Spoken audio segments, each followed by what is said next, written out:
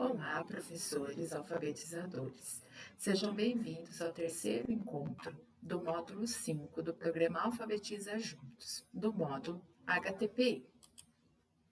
Bom, as sugestões de leitura desta semana são alguns livros da Eva Furnari que possibilitam um bom trabalho com a consciência fonológica, sobretudo as rimas. Então, nós temos o Assim Assado, Não Confunda e Você Troca.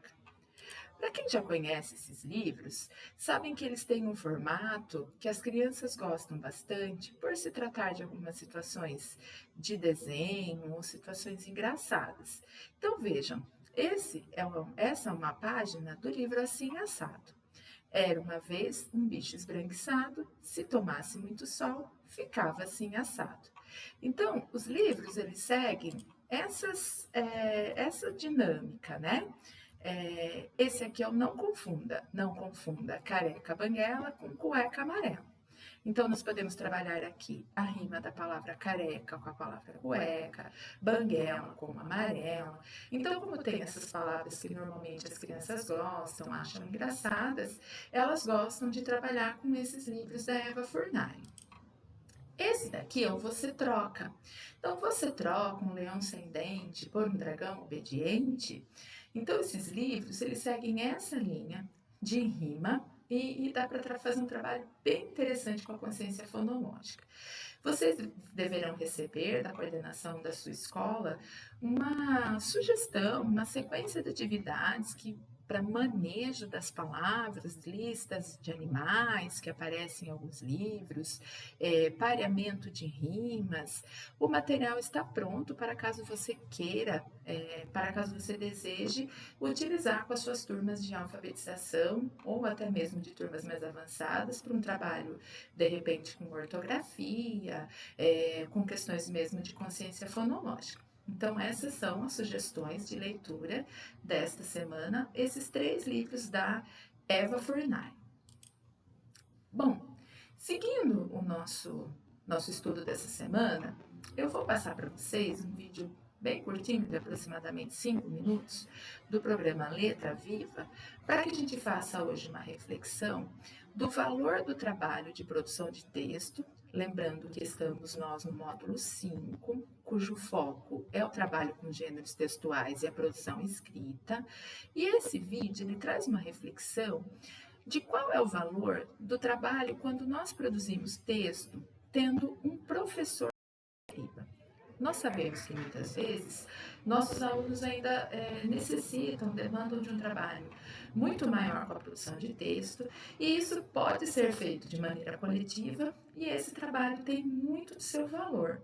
Então, nós vamos ouvir aqui uma reflexão dessa formadora, que vai nos falar um pouquinho, né, além desse final aqui com essa formadora, uma reflexão de um grupo de professores sobre o papel, então, daquilo que nós já falamos, né? Sobre a fala dessa formadora no final, ela vai falar da importância da leitura, que ler ensina não somente a ler, mas também a escrever, e também depois uma reflexão de atividades de escrita, tendo o professor como escriba.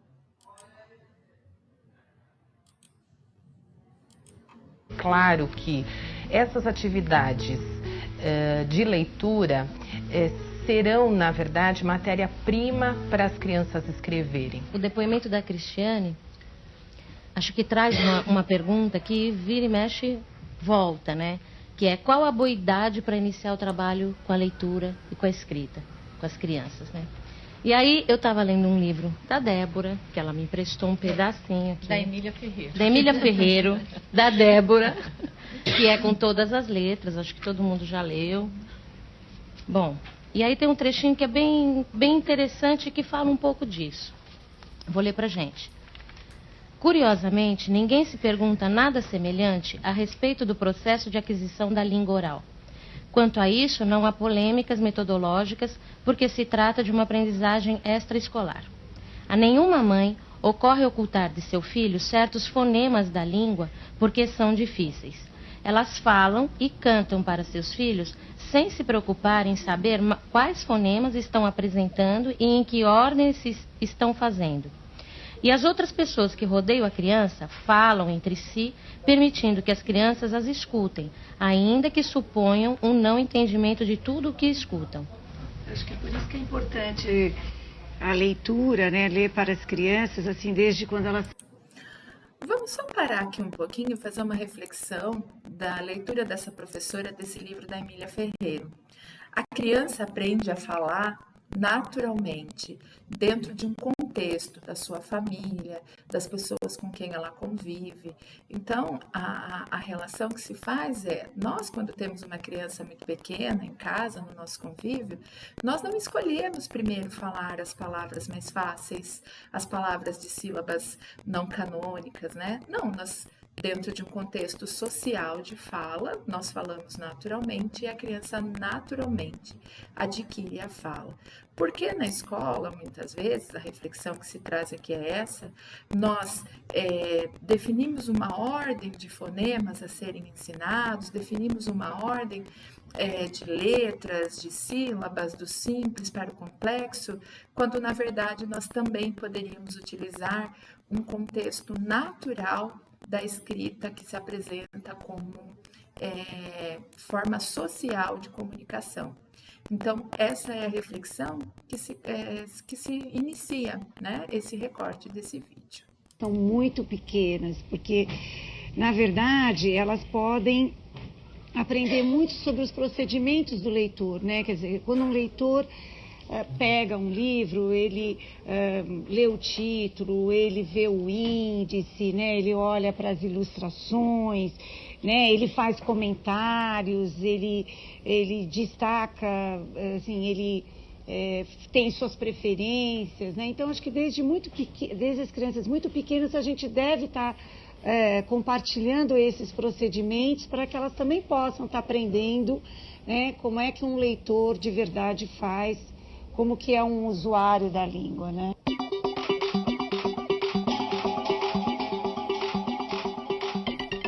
O uso da linguagem oral potencializa a interação, a expressão de emoções, a troca de saberes, o intercâmbio de ideias e opiniões. É importante planejar esse tipo de situação, criar oportunidades para as crianças se desenvolverem em diferentes situações comunicativas e aprenderem a opinar, argumentar, fazer solicitações e defender suas ideias. Estou lembrando de uma situação que eu compartilhei com uma colega lá na instituição, por ocasião da festa junina. Eles acharam que eles também tinham que participar para falar para os pais o que iria acontecer, o que não iria acontecer. Então, eles fizeram um bilhete para os pais, mas eles listaram nesse bilhete os tipos de brincadeiras, os tipos de comidas, enfim, o que ia acontecer naquela festa e que por isso era muito bacana que eles viessem. E essa situação de ditar para a gente poder escrever e eles presenciarem cai muito naquilo que a gente estava vendo aos momentos anteriores, né? O quanto é importante as crianças presenciarem atos de leitura, né? Quer dizer, na verdade, de escrita, perdão. Elas, na verdade, estão produzindo um texto, tá? E que está sendo simplesmente escrito por uma outra pessoa, no caso, a professora. Acho que o princípio é possibilitar que as crianças escrevam através do professor. Isso. E para poder funcionar dessa forma, elas precisam perceber que aquele texto que elas estão produzindo oralmente é escrito pelo professor e que o professor vai negociando com as crianças as escolhas, aquilo que deve ser escrito, aquilo que não deve ser escrito, se dá para entender ou não a mensagem. Essas situações são muito ricas, porque as crianças podem funcionar como escritores, ainda que não o façam convencionalmente com a sua própria mão.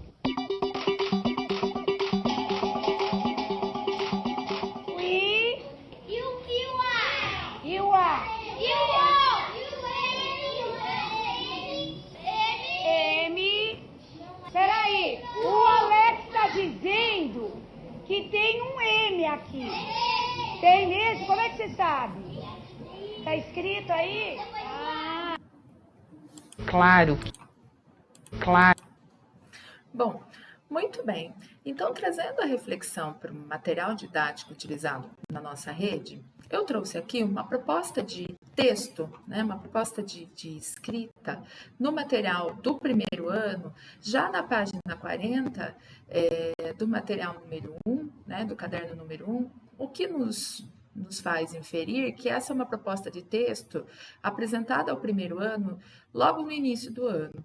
E aí muitos de nós podemos pensar, né, mas como é que meu aluno do primeiro ano, ainda não alfabetizado, vai poder, né, aqui fazer uma escrita de texto? Então, acho que a reflexão proposta pelo programa Alfabetiza, hoje, dessa semana, nos faz pensar do quanto a atividade de produção com o professor de escriba pode ser rica. Lá na discussão dos professores foram levantados vários pontos que podem ajudar o aluno nessa construção, seja do ponto de vista da consciência fonológica, quando a professora pergunta a respeito de grafemas, de fonemas, ou seja do ponto de vista de estrutura textual mesmo, né? Quando o aluno vai percebendo que se escreve da esquerda para a direita, de cima para baixo, nós que somos alfabetizados hoje, pensarmos que são habilidades muito simples, mas para o início de alfabetização são habilidades que o aluno ainda não tem, né? Que, por exemplo, a escrita representa a fala, então aquilo que eu estou falando, que eu estou oralizando com a minha professora e com o meu grupo, é aquilo que a professora está grafando através de símbolos que são as letras, então são habilidades bastante importantes nesse início de alfabetização. Então, do valor, né, que se tem com essas atividades, muitas vezes propostas até pelo material didático, quando se tem o professor como escriba.